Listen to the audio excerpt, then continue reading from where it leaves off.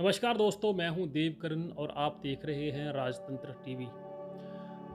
आज से 43 साल पहले उत्तर प्रदेश के कानपुर देहात का एक चर्चित कांड था जिसका नाम था बेहमई कांड। 14 फरवरी 1981 बेहमई गांव में फूलन देवी और उसके साथियों ने 20 लोगों को गोलियों से भून कर मार डाला था। इसमें ज़्यादातर क्षत्रिय समाज के लोग थे। इस हत्याकांड में कोर्ट का फैसला आया है। मामले में कोर्ट में एक अपराधी को उम्र कैद की सज़ा सुनाई है और दूसरे को बरी कर दिया गया है। मामले के कुल 36 आरोपियों में से फूलन देवी सहित 33 की मौत फैसला आने से पहले ही हो चुकी है। एक रिपोर्ट के अनुसार बेहमई मामले में 14 फरवरी को कानपुर देहात के एंटी डकैती कोर्ट ने अपना फैसला सुनाया है। कोर्ट ने आरोपी श्याम बाबू को उम्र कैद की सज़ा सुना दी है और 50,000 का जुर्माना भी लगा दिया है। वहीं कोर्ट ने विश्वनाथ को बरी कर दिया है। विश्वनाथ वारदात के वक्त नाबालिग थे।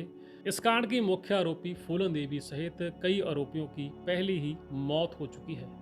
घटना में कुल 36 लोगों को आरोपी बनाया गया था, जिसमें से 33 की मौत फैसला आने से पहले हो चुकी है।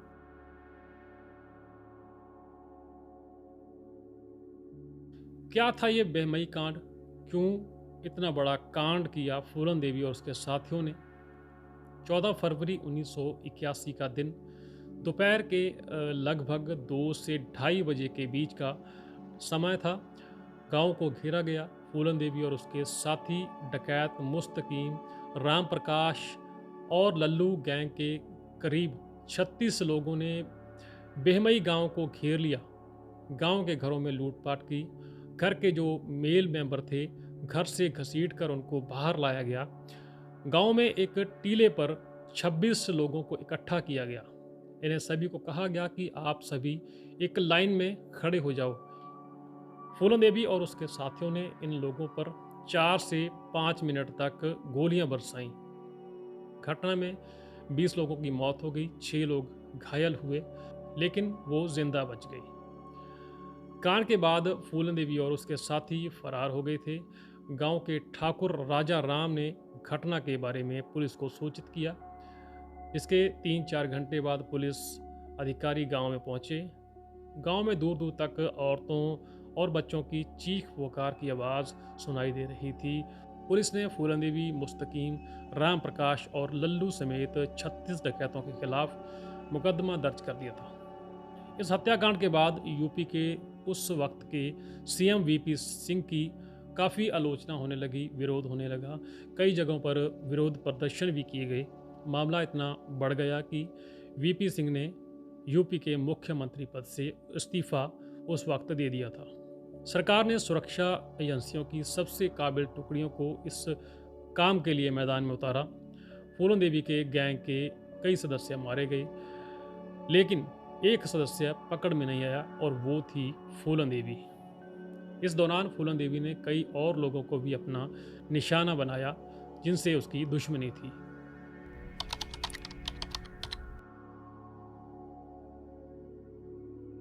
लेकिन ऐसा क्या हुआ था कि फूलन देवी और उसके गैंग के सदस्यों ने इतना बड़ा कांड किया? फूलन देवी का बचपन भी मुश्किलों से भरा हुआ था। उसके चचेरे भाई मायादीन ने उसके पिता की ज़मीन हड़प ली थी। 10 साल की उम्र में फूलन देवी ने चचेरे भाई के खिलाफ लड़ाई लड़ी। 11 साल की उम्र में फूलन देवी की 20 वर्ष बड़े लड़के से शादी कर दी गई। फूलन देवी आगे चलकर वो रिश्ता तोड़कर अपने गांव को छोड़कर बहन के घर में चली गई। इस बीच उसके चचेरे भाई मायादीन ने उन्हें डकैती के झूठे मामले में फंसा दिया था।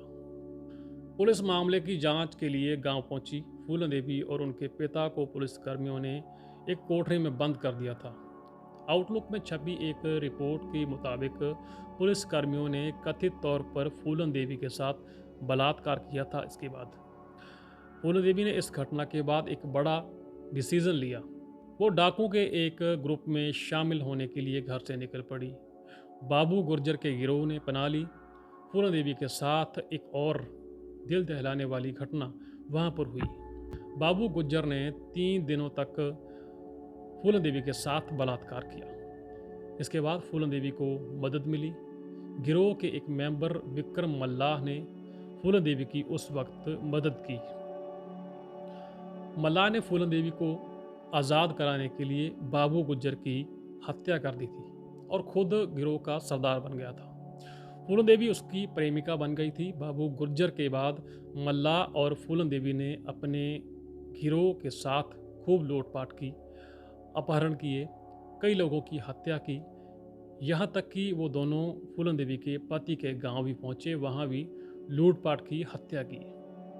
आउटलुक की एक और रिपोर्ट के अनुसार उन दिनों बीहड़ में डकैतों के बीच जात पात का खेल भी खूब चल रहा था। बाबू गुज्जर के दो साथी थे, श्री राम और लल्ला राम, अब भी इस गैंग में काम कर रहे थे। दोनों राजपूत समाज के थे। ये दोनों मल्लाह के नेतृत्व से यानी कि उसी सरदारी से खुश नहीं थे। कारण विक्रम मल्लाह का कथित छोटी जात से इस गैंग में आना और उनका सरदार बन जाना। श्री राम और लल्ला राम ने बाबू गुज्जर की हत्या का बदला लेने के लिए मल्लाह की भी हत्या कर दी और फूलन देवी को बंधक बना लिया। इस घटना के बाद कानपुर देहात का बेहमई गांव सीन में आया। फूलन देवी को क्षत्रियों के वर्चस्व वाले इस गांव में लेकर जाया गया। वहां उसके साथ सामूहिक तौर पर बलात्कार किया गया। फूलन देवी के साथ क्रूरता यही नहीं थमी, उसको इस बलात्कार कांड के बाद गांव में कपड़े उतारकर निर्वस्त्र करके घुमाया भी गया। लगातार इस जुल्म को झेल रही फूलन देवी आखिरकार बेहमई से भागने में कामयाब हो गई। उन्होंने अपना एक गिरोह बनाया। इस गिरोह में केवल निषाद समुदाय के सदस्यों को ही शामिल किया गया। कई महीनों के बाद फूलन देवी बेहमई लौटी और क्षत्रिय समाज के 26 लोगों को एक लाइन में खड़ा करके गोलियां चला दी। 20 लोगों की मौके पर मौत हो गई, 6 घायल हुए। उसके बाद 1983 का साल आया। मध्य प्रदेश में अर्जुन सिंह की सरकार थी। सरकार ने फूलन देवी से सरेंडर करने को कहा। फूलन देवी ने अपने गैंग के 10 लोगों के साथ सरेंडर कर दिया। उन्हें 11 साल की जेल हुई। 1994 में वो रिहा हुई और उसके बाद 2 बार मिर्ज़ापुर की सांसद भी बनी रही। 25 जुलाई 2001 को दिल्ली में फूलन देवी के बंगले के गेट पर शेर सिंह राणा नाम के शख्स ने अपने 2 साथियों के साथ मिलकर उन पर हमला कर दिया। फूलन देवी को 5 गोलियां लगीं, जिससे उनकी मौत हो गई। दोस्तों, ये थी कहानी बेहमई कांड की।